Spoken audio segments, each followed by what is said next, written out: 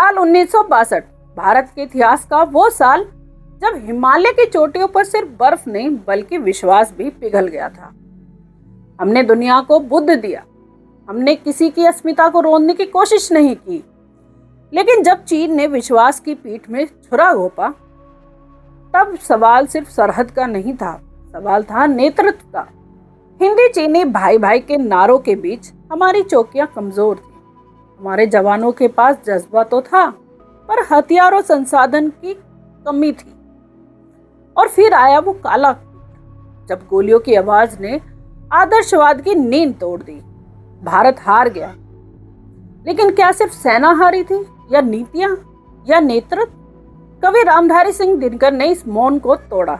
उन्होंने लिखा, घातक है जो देवता सदृश दिखता है लेकिन कमरे में गलत हुक्म लिखता है। ये सिर्फ कविता नहीं थी, ये उस समय की सत्ता से सवाल था। दिनकर सत्ता में थे, राज्यसभा सदस्य थे, फिर भी उन्होंने कलम को तलवार बना लिया था।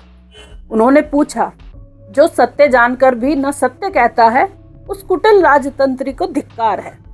ये शब्द 1962 की हार से ज्यादा राष्ट्र की पीड़ा का वर्णन थे। नेतृत्व शांति चिंतन में डूबा था और सीमाओं पर जवान बिना पर्याप्त साजो सामान के लड़ रहे थे। कहा जाता है 1962 सिर्फ एक युद्ध नहीं था, एक चेतावनी थी। उस हार ने भारत को झकझोरा। हमने अपनी रक्षा नीति बदली, सेना को मजबूत किया और फिर 1971 में दुनिया ने एक नया भारत देखा। 1962 का जख्म आज भी इतिहास के पन्नों में दर्ज है, लेकिन वो हार ही आगे की ताकत की नींव बनी।